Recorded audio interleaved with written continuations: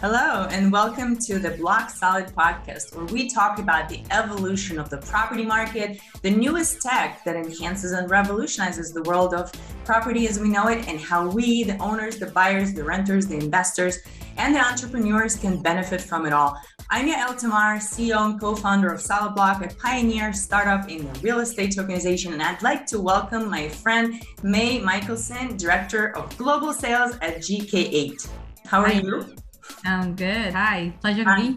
Let's start with the best news first. This November, crypto powerhouse Celsius acquired GK8 just 3 years after its launch. And this is pretty common in the blockchain industry, right? Companies acquire really good partners, right? To kind of expand their reach, expand, their supply chain and so on. So that's why I'm very excited that we are also working with GK8, right? So May, we're going to talk about that.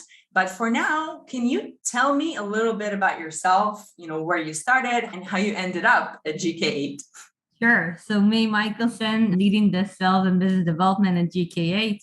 Started my career as a programming engineer, was working at Intel, realized quite quickly it's not my thing, programming, and basically decided to quit. I heard back then of a company called PayKey. I contacted the CEO, asked him if he's got a business development division. He said, no. I said, great, I'll start it for you. He said, great, you know what it means? I was like, no. Do you know what it means being a CEO? He's like, no. I was like, great. So both of us will learn together on the fly exactly what our position means. And that's how I joined PayKey. I was there for 4 years. Then basically, it kind of felt like I want more deep technology. I heard about GK8 from a few friends in the crypto industry. I heard about the good reputation that they have and about the solid solution that they have. So I contacted Lior and basically did the same thing. And that's how I joined GK8 2 years ago. All right. Well, that's already a lesson to how you get to your ideal job. Number one, understanding what you don't want. Number two, understanding what you do want. And number three, going for it. That's really cool. Mad respect for that. So I also know that you're the founder of Fintech Ladies, right? What is that? So Fintech Ladies IL is a community for executive women in the fintech industry. I will say it's a safe place for us to network together, to get to know one another, to form business partnership together, flourish together. So basically, we do a lot of events where we educate one another on different subjects. We have an active WhatsApp group. We have an active Facebook page where we constantly share knowledge about whether it's you sharing from the crypto industry, which you share a lot, or whether it's someone else from the regulation that shares. So it's empowering one another and help one another grow in this industry. And it's super exciting. We started it 2 years ago, and now we are more than, I think, 1,200 friends in the community. So it's awesome. It's going and growing. That's exciting that there are over 1,000 women, that are in the fintech space in Israel. And that's great. We're a small country. So, and it is a big industry in Israel. And I think that's one industry where I personally see a little more equality because, a lot of women in banking here, in high positions. And, I have mad respect for the industry. And I hope that will carry on that type of balance more into the blockchain space where, I feel like it's very much unbalanced. Yep. Do you see that as well? Oh, yes and no. I feel like many conferences try to put women on stage and try to force that every panel will have 50% women and 50% females. But let's be honest, it's still not equal yet, right? So you're probably one of the only women CEO that I know in this space. And the majority, it is still male dominant. And it's weird because you thought that, okay, crypto, blockchain is just growing. It's a new industry. So why not make it balanced? Why not more people join in? Because opportunities are open for everybody, but we still see it. So yes, definitely there's a lot of job that needs to be done, but it's going and in Israel, I feel like a lot of the fintech industry is female dominant. Yeah, exactly. So I kind of want to learn more from others how they're able to bring women in. I mean, in Solid Block, we're definitely majority female. And we're trying to hire more males, which is very interesting, it's around, we're like, we need more men, but I hear you. So it's also mad respect for that. And we also created Women in Block So women from blockchain space and pushing women to be in conferences and providing profiles to different events to include women on stage. So that's kind of our vision has been, some successful, some less. In Israel, actually much less successful, unfortunately, but such is life. All right, so let's talk about your cool company, GK8. First of all, the name, does that have a significance? GK8, yes, definitely. GK8 symbolizes Genesis chapter K verses 8. It's the first hacking attempt in the Bible. Try to reach something you're not supposed to reach. It's the story of the Tower of Babel, where basically people try to reach God, although this is something they were not supposed to reach, and it was unreachable. So yes, this is GK8. Unreachable, as we're saying that our core vault is unreachable. Oh, I love it. You can't reach it. So the founders here are genius. It's a genius name. Okay, I love it. Okay, awesome. So from that biblical name to where you are today, when was the company started? In 2018, started by Lior Lamesh and Shachar Shamai. They both used to serve in elite cybersecurity unit here in Israel. Heard back then on one of the most notable B2C solutions that probably many of us think they're secure, the small thumb drive that's supposed to store a private key. They couldn't understand why people think it's so secure, so they bought it.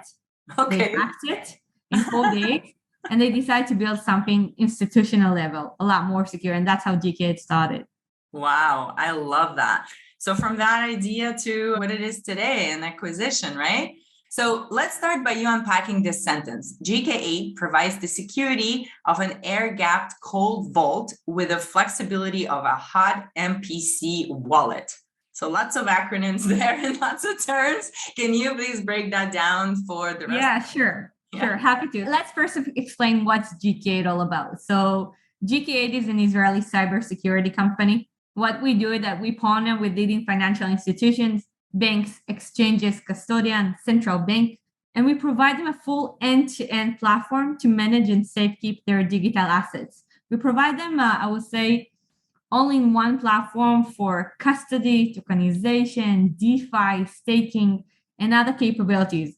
And it's very important when I'm saying end-to-end to understand what it means, because many solutions today in the market claims they have a cold wallet.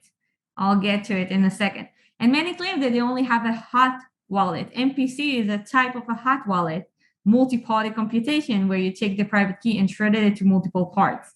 So when I'm saying GK8 provides an end-to-end solution, it means that we provide both. We develop a very unique core vault that is never connected to the internet. And it's quite unique in that space because many claims they have a cold wallet that is air-gapped, never connected to the internet. But in reality, it's not that's true. Blockchain is bi-directional protocol. Every time you create a blockchain transaction, you have to be connected to the internet. And GK8, due to our unique patents, we're the only solution that isn't. So we know completely offline to create and fully sign on transaction. And that's why our core vault, by the way, is covered by the highest insurance in the market. Now, combining with our core vault for custody operation, we have the second component of the solution is the hot MPC for day-to-day activity, where basically 95% of your assets are kept in the cold, 5% the MPC for small activity, day-to-day, high-frequency, transaction, wrapped by API and SDK that can just integrate with the bank business logic. And then tomorrow, any bank, Deutsche Bank, for example, if they partner with GK8, can start offering custody as a service for any type of digital assets. So whether it's real estate tokenization, CBDC, crypto, utility tokens, security tokens, they can do it using our platform. Okay, that's really cool. So what does it mean, an air-gapped cold vault? It means, first of all, cold, as it says, cold, never supposed to touch the internet. And many of the solutions today say, okay, but the private key never leave. Oh, let's say this is my component. This is my HSM component, hardware security model. It's a component that many people use for private network inside the banking industry. But recently we see some companies trying to take that component, hardware component, to bring it to the crypto space. So HSM, it's a hardware security model that looks like this, kind of like the size of my phone. Completely air-gapped, never communicate with nothing. Hold your private key that never leaves it. Sure, HSM does not have a screen, so who tells it what to do? So there's usually a LAN cable, Ethernet cable, operation system that wraps it, that communicate with that HSM. And it basically creates the transaction in a different component saying my to Yael, 5 Bitcoin, communicate with the blockchain to receive some mandatory data, send it to the HSM to sign. Yes, that HSM got it in the air gap. No way, nobody ever touched that component. Great. But then I don't even need to hack your HSM. I just compromise the component that give instruction to your HSM on what to do. Changing the addressee to the hacker addressee. Changing the amount to the maximum amount.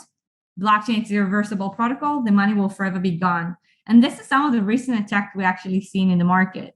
So air gap supposed to be never connected to anything, well, it's not. How do you talk to it, right?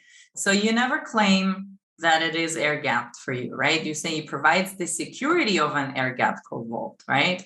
But there is a flexibility of a hot wallet, and a hot wallet has better user experience, right? And then you have MPC, multi-party computation, which is a security mechanism Israeli invented, right? Yeah. And that's why it's very important to separate the two. Yeah. MPC is an MPC. Cold wallets, it's a cold wallet. Yeah. We claim, and we're saying it very bluntly, no solution in the market today can call themselves cold. All the solutions can call themselves warm because they have to get instruction from the outside and some data in order to create a valid blockchain transaction. Right. Well, GK8 is the only solution that isn't. And that's why our cold vault is really cold. Our MPC has got also some other unique patents going on as well. We have some capabilities in the middle to make it even more powerful. So yeah, our cold is cold. Our MPC is MPC. I don't want to share here about some of the unique patents. I wish I could brag about all of them. When they come out, we'll have another. Yeah, maybe security geeks, I'm not interested right now in like the very, very details of how it's done. I think we got to the core of why this is special, right? First of all, because it's kind of the best of both worlds, right? You still got the cold component where you store a hardware piece somewhere where it's safe. And then you also have the UX of the hot, because there's always a tug of war between the usability of the hot wallet, right? So you call it the flexibility and the security. And there's always this, we can't use cold because we have to move assets in and out all the time. It's not like you're putting it there for years, and you need to have the way to let users use it really. So I really like your kind of ethos and how you explain it. Did you guys ever hire any hackers to try to hack, and how big companies do it with a prize? Of course. We actually also ran a very unique bounty program. We ran a bounty program where we put $250,000 US in the cold vault. We published the address of the cold vault, and we published the physical address of our office, so the hacker could try to possess our local network. My God. Yeah, we published it a week before the challenge, and that was a 1-week challenge. And then basically we published in all the hackers blog, we publish everywhere. Yeah. We dare you, come and try to hack us. Yeah. Did you see lots of Brinks cars outside the window? No. We also brought here they are. Like, joke aside, we actually brought physical security to the office as well, like a bodyguard, that if somebody will come and put like a gun to our head. But no, just kidding. Thousands of hackers sign in, and more without even trying to sign in, try to hack the system. And we were kind of under attack here, but no one managed to hack our cold vault, since it is really cold and is never connected to the internet for any time through the life cycle of the cold vault. Yeah. So we did that. And by the way, in the process of getting the highest insurance in the market today, we also went through tons of penetration tests from any organization you may think of to prove to our insurance how secure our solution is. And that's why we got the highest insurance in the market globally today. Oh, I love that. Wow. Okay. So I know a little bit what it's like to be under attack, even though we don't store any information, any transactional, information, and also funds on our site. We use partners like yourselves, but, we do have some user information from when they sign in. And a few months ago, when a lot of Iranian hackers were trying to hack Israeli sites, and on one website, Atraf got all their user info stolen. I think they sent thousands. I think we also had like 5,000 to 10,000 attacks on our website. Thank God we were sufficiently secured that none of them were able to break in. But we're, trying to get secured to the max right now, because maybe they're not the most sophisticated hackers in the world. But I get it. So this is really cool that you guys did that. All right, so we've established that you guys created one of the most secure solutions and that now has gotten its stamp, of approval from Celsius. What are you expecting from this relationship? And also, what is Celsius? You want to give me a few sentences about the company? Sure. So Celsius is the biggest lender in the crypto space. They've grown massively. Now they're managing 30 billion asset under management. I can't remember how much yield they provide to the client, but I know it's the highest amount in the market. So I'll say that for you as an investor to invest your assets in Celsius will probably be the most profitable for you as an investor. And from this partnership with Celsius, I see a lot going on. First of all, Celsius is the biggest player in the lending space. And of course, it's a great fit together with GK8 solution. I want to say that having said that, Celsius basically provide GK8 the ability to continue work as independent company. So GK8 completely independent company, same management, selling to banks, but now just got the back and the muscles of Celsius to grow bigger and stronger. Of course, when Celsius tell us you need to add Solana, we're adding Solana. We have a dedicated team to cater and support their needs, which is good for all of our clients because what Celsius needs, the market needs. Right. Since they cater really the highest percentage in the market. So GK8 will grow a lot stronger and a lot aggressively more. We're about to double our tech team by the end of this year. We're about to release massive amount of different blockchains to the market that we support. We recently developed our unique cold staking, where basically if we're managing 95% of the assets in the cold, we want those assets, of course, to work for you. So you can actually do staking on the assets that's safe, keeping your cold vault and never leave your cold vault. Also cold DeFi. And a lot of it is powered by Celsius. So I think the GK8 offering will just grow and grow due to this amazing new partnership. And I'm very excited to be part of the Celsius family now. Yeah. And then another thing that I always say on different panels where I get invited and, I give props to you guys and Celsius as well.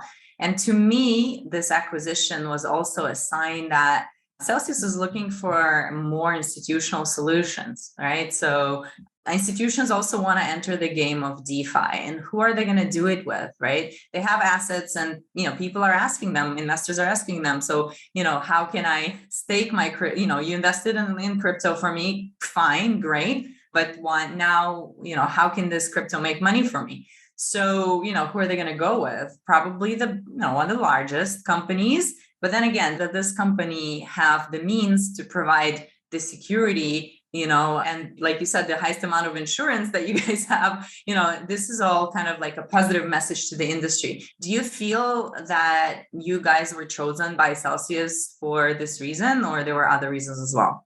Well, part of it, first of all, a lot of the big companies, what we see in the market today, that basically the building block for any type of blockchain offering is custody. If you don't know the way to custody your assets, you can't do staking on DeFi. You can't do anything on them because you have to have the secure infrastructure of custody. And that's why we see many big companies like Celsius saying, we can't be dependent on a company that will be acquired tomorrow. Kind of like what happened to PayPal and Curve. All of Curve clients had to get off of Curve platform since PayPal bought them. So we see huge players saying, we can't have all of our eggs in one basket. And then somebody would buy them and suddenly our custody operation is what will happen with it. So together with GK8, Celsius is not dependent on nobody. Now Celsius run all their operation completely independently. Nobody will acquire GK8. We are Celsius custody providers, and it will continue. We will forever be there for them, develop exactly what they're needing. So that's in terms of why it's so strategic to Celsius. And we see that wave in the market as well, that big companies don't want to be dependent on a company that basically would suddenly be purchased and that's it.